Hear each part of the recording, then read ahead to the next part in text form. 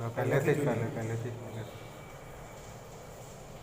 नमस्कार मित्रों, आज हम कक्षा 9 विषय हिंदी विषयांग है आराधना और उसके कवि है वसंत बापट जी। तो सबसे पहले हम आराधना का अर्थ देखेंगे। आराधना मतलब पूजा प्रार्थना। तो पूजा हम किसकी करते हैं? देवी देवता या परमात्मा की। कवि ने यहाँ देवी देवताओं के साथ साथ परमात्मा के साथ साथ यहाँ पर मानवता की भी आराधना की, इंसानियत की भी पूजा की। इसलिए वसंत बापट जी आराधना काव्य के द्वारा हमें मानव जीवन को यह संदेश देना चाहते हैं कि एक इंसान दूसरे इंसान को मदद रूप किस कदर बने। मानवता का महत्व क्या है? मानव को मदद क्यों करनी चाहिए? उन्होंने मानव जीवन को उजागर करते हुए ये गीत लिखा है। तो हम वसंत बापट जी का परिचय देखेंगे। सबसे पहले वसंत बापट जी मराठी के एक मशहूर कवि माने जाते हैं। उसका जन्म महाराष्ट्र में हुआ है। उसकी पूरी रचनाएं हमें मराठी में देखने को मिलती हैं। उन्होंने ये मराठी रचना आराधना जो गीत है रचना उन्होंने अनुवादित की हिंदी में। इसलिए वो व्यवसाय से प्राध्यापक रहे हैं। उन्होंने अपने साहित्य रचना में जो हमें रचनाओं के द्वारा जो संदेश दिया उसमें राष्ट्रभक्ति, समाज जागरण और मानवीय वेदना उन्होंने व्यक्त की है अपनी रचनाओं में।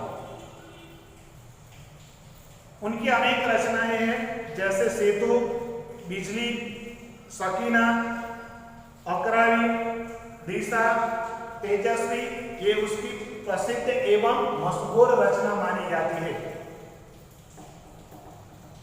तो इस काव्य का जो गान है, राग है, वो राग में आपको बताने जा रहा हूं।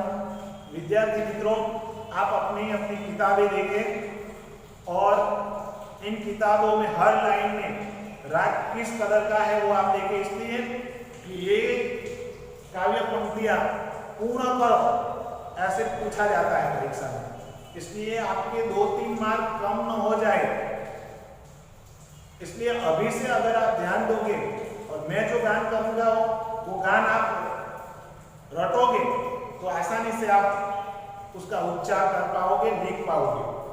तो चलो विद्यार्थी मित्रों, मैं आपको ये गीत सुनाने जा रहा हूं। आप अपनी किताबों में देखें।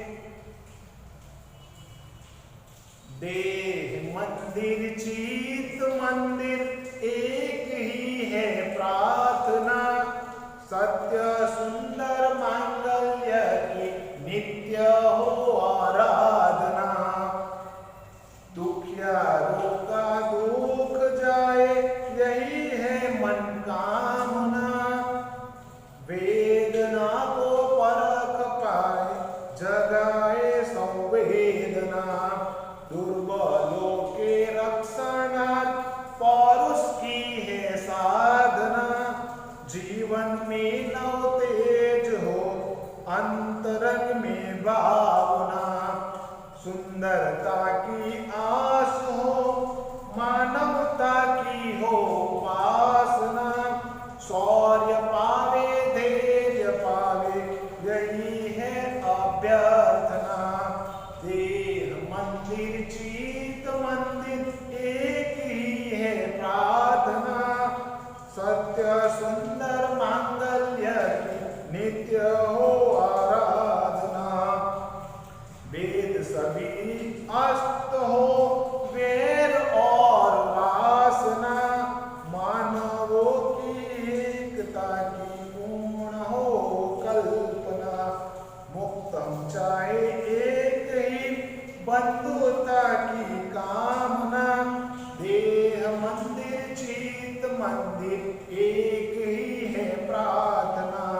सत्य सुंदर मांगल्य की नित्य हो आराधना।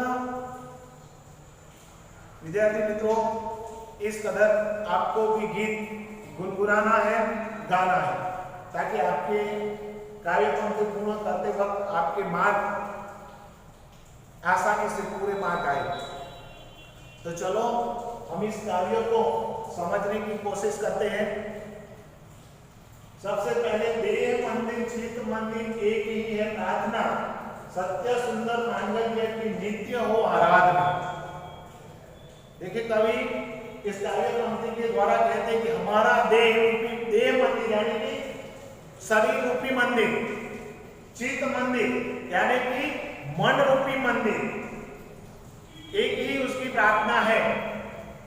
क्या प्रार्थना है? कि सत्य सुंदर मांगल्य की नित्य हो आराधना, कि हर इंसान सत्य के मार्ग पर चले, हर इंसान में सुंदर विचार आए और हमेशा कल्याणकारी मंगलकारी भावना इंसान के दिलो दिमाग में आए। यही कवि इस पंक्ति से बात करते हैं। देखिए, भगवान ने हमें इतना सुंदर शरीर दिया और इस शरीर में इतने सुंदर अंग भी दिए। इन अंगों का हमें मानवतावादी उपयोग करना है और जो मन है, इस मन में विचार पवित्र उठने चाहिए, सबसे पहली बात। और इन मन के विचारों के द्वारा आप अपने मन में इतने पवित्र भाव जगा सकते हैं, इतने पवित्र विचार ला सकते हैं। एक दूसरे से आप तब उपयोगी बन पाते हैं जब आप में ईमानदारी हो, प्रामाणिकता हो, नेकी हो। तो इन विचारों से दुनिया आपके पास खींची चली आएगी। इसलिए हमें अपने शरीर रूपी मंदिर से, मन रूपी मंदिर से एक ही प्रार्थना करनी है कि हमेशा हमारे मन में सुंदर विचार आए, सत्य के मार्ग पर चले और मंगलकारी एक दूसरे को उपयोगी बने। नित्य हमें ऐसी ही आराधना भगवान से भी और मनुष्य से भी ये बातें बतानी है। तो आपको ये समझ में आ गया होगा। हम आगे देखते हैं। दुखिया लोग का दुख जाए है यही मन कामना, वेदना को परत पाने जगाए संवेदना, दुर्बलों के रक्षणार्थ पौरुष की है साधना। देखिए, कवि ने इस पंक्ति के द्वारा बहुत ही बढ़िया विचार दिए हैं। दुखियारों का दुख जाए है यही मन कामना। देखिए विद्यार्थी मित्रों, हमारे देश में हजारों लाखों लोग ऐसे हैं जो दुखी है, बेबस है, लाचार है, यातना पीड़ित है। ज्यादातर हम देखते हैं, हम बस में सफर करते हैं या ट्रेन में सफर करते हैं या फुटपाथ पर चलते हैं, तो ऐसे हजारों लोग